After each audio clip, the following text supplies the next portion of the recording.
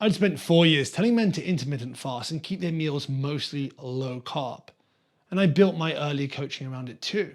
I told hundreds of clients it was the approach. Then in 2020, I spent 7 months doing exactly that and it fell apart. I was gaining fat, waking up at 3 a.m., sweating through my sheets, cycling through carnivore, extended fasting, knowing exactly what I was doing while I was doing it. And it made no difference whatsoever. That's what this video is about, not the mistakes. It's about why knowledge isn't the thing that saves you and why the men who are thinking the hardest about the stuff are often the ones who struggle the most. So the first 6 weeks of lockdown, I was fine, my structure held. Then Friday nights started happening. I'd been strict all week and convinced myself that meant I'd earned something, a takeaway, fattier cuts of meat, generally a bit more than I needed. And the calorie math on that cycle is unforgiving. You can eat well for 5 days and undo it all in 2. I've known people to undo it all in 1. I knew this and I explained this to clients, but that didn't seem to matter. Instead of trying to fix it, I changed the diet. First, it was a carnivore approach, just meat, eggs, and maybe some carbs on heavier training days after the workout or sometimes before. I thought more structure would fix the problem and it didn't. Then came carb cycling. Then on top of that, intermittent fasting. Now, the fasting windows were getting longer and longer because I thought if I could just control the window, I'd control the output. I also thought I would burn more fat and that led to more fat loss. But with a longer fast, the opposite kept happening. I'd hold it all together until my eating window opened, then I just couldn't stop because I was genuinely starving and the Jason Fungs of the world had convinced me that calories didn't matter as much, even though I knew otherwise. Whoever you are, when you're starving, you don't make calm decisions about food, especially not dinner, even if it's your only meal. You eat everything you can get your hands on. Then, like me, you'll feel sluggish, digestion will get a lot worse, and sleep too. They'll all take a hit. They did for me. We are talking about night sweats, waking up in the early hours. Now I think about it, it's probably because I just had way too much food for dinner and hadn't digested it. But my strength held up and I was training hard, so I kept telling myself things are trending in the right direction because I was doing a bulk or whatever you want to call it, a gaining phase. My body mass was up quite a bit. I'd put on 24 pounds and I was telling myself that was muscle. Then I took a photo. I hadn't done that in months. I'd been avoiding it. But when I saw it, I just couldn't ignore what had actually been happening. I'd gained back a significant amount of fat. I knew in the back of my head, but seeing it was different. That was the moment I quit lying to myself and the experiment came to an end. And I'm going to tell you, I didn't fail because I didn't know enough. I failed because I knew too much, or maybe I was just getting distracted looking for new things. So when you understand nutrition at a technical level, you have some kind of answer for everything. And then when you start looking at papers, one-off papers, you start focusing on mechanisms or single studies. Then every mistake has an explanation. Every bad week has a protocol that's going to fix it. So instead of addressing the actual problem, the fasting that was leading to me overeating, the restriction that was feeding the whole cycle, I just kept finding sophisticated versions of the same approach. And when carnivore didn't work, I tried carb cycling. Carb cycling wasn't tight enough, so I did carb backloading. And I extended the fasting window. The longer fasts made me eat even more. I just kept overeating. So I told myself I needed more discipline in the window.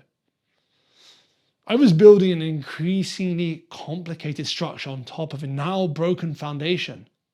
But the research on this is clear, and I'd read all of it. Knowledge and behavior are run by different systems. Your brain doesn't reach for your nutrition theory when you're tired, stressed, and it's Friday night. It reaches for whatever is easiest and most familiar. No amount of knowing was going to override that. And I kept treating it as a compliance problem. Just like I needed to be more disciplined, more consistent, just try harder. 7 months of telling myself that, and the weight kept going in the wrong direction. And I will die on this hill. The men who stay in the cycle the longest aren't the ones who don't understand nutrition. They're usually the opposite. They think carefully, read widely, and have strong ideas of what discipline should actually look like. Then that sounds like an advantage, but it isn't. And the research on perfectionism and eating shows something that took me a long time to accept about myself. The dimension that most strongly predicts falling apart around food isn't ambition or high standards, but it's a concern over mistakes. The internal voice that treats every deviation as evidence something is fundamentally wrong. Now, rigid approaches are built on rules, and rules can be broken. And for someone with a high concern over mistakes, breaking a rule doesn't produce a calm correction. It produces an overcorrection, then another overcorrection in the wrong direction. Now, funnily enough, research from 2020, that period specifically, found that perfectionism-related eating dysfunction worsened. The mechanism was psychological stress amplifying the tendency to use food control as the anchor. And that's exactly what I was doing. I just wasn't calling it that. What made it worse was using my knowledge to build better arguments for why the approach was right, rather than to question whether it was working. I was looking for a compliance problem, but there wasn't one. The approach itself was the problem. And the reason more discipline wasn't the answer was the discipline in its rigid form was the problem. What looks like self-control on Tuesday becomes the exact thing that derails you by Friday. Studies consistently show that people following structured eating during the week eat around 180 more calories at the weekends. Not a binge, but just a natural drift. Now add being overly restrictive and starving by Friday. You're talking about thousands more. Okay, so the fix might surprise you. It wasn't a better protocol. The first thing I changed was dropping the intermittent fasting entirely. And this was challenging because it was the same approach I'd been recommending to clients for years, and friends still ask me about it to this day. Remember, this is not because fasting is inherently bad, but because for me, in that period, the long fasting windows were the reason and the direct cause even of me overeating. And I see this in practice too with the men I work with. Almost all of them have tried fasting. They've lost the weight and gained it back, but they rarely ever blame the fasting. I was creating the problem I was trying to solve. If it makes you overly hungry and you compensate in the eating window, it's doing the opposite of what you intended. So I started eating a high protein breakfast every morning. That's it. No new framework, just a meal at the start of the day that took the edge off hunger before it became a problem. And then I introduced fiber properly. Then I swapped the fattier cuts for leaner proteins. Mainly because the calorie density was making it easy to overshoot without even noticing. None of those changes are complicated. A nutritionist shouldn't need 7 months to arrive at them. But I had to get out of the mindset that the problem required a sophisticated solution before I could actually see how simple the fix was. The Friday problem stopped almost immediately because I wasn't arriving at it starving and deserving it. I just wasn't as hungry. I was feeling good and the urgency wasn't there.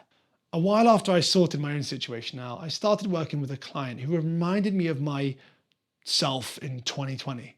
He was highly analytical, had read pretty much everything, could explain metabolic adaptation, protein sparing modified fasts, the research on refeeds. He could have written the content himself. And he was stuck in the same cycle, but not because he lacked information, but because every time the approach stopped working, his answer was more information, a tighter protocol, another thing to track.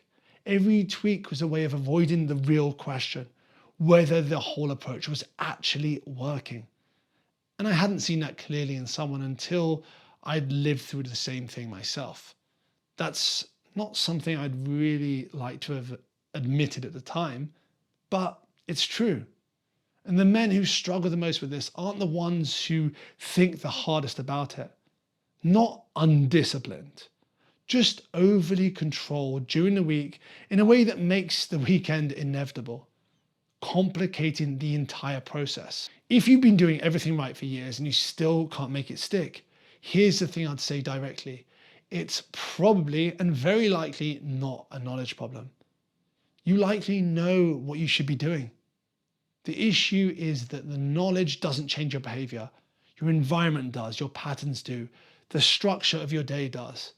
The version of me in 2020 who was reading research papers while gaining fat isn't a cautionary tale about intelligence, but it's just what happens when you use the wrong tool for the problem. You can't think your way out of a pattern that isn't operating at the level of thought. The question isn't what should I be eating? The question is, what is a specific situation where it all falls apart? What's your Friday night? What's Monday to Thursday look like? Because that's where the actual work is. So coming from someone who's coached over 200 men online, worked with many more face-to-face, I'm gonna challenge you, strip it down, focus on the basics, do the basics well. As a lot of people say, do the boring work. And if you enjoyed this video, hit subscribe. And if you want to lose 20 pounds in 60 days or less, watch this video next. I walk you through the boring work. I'll see you there.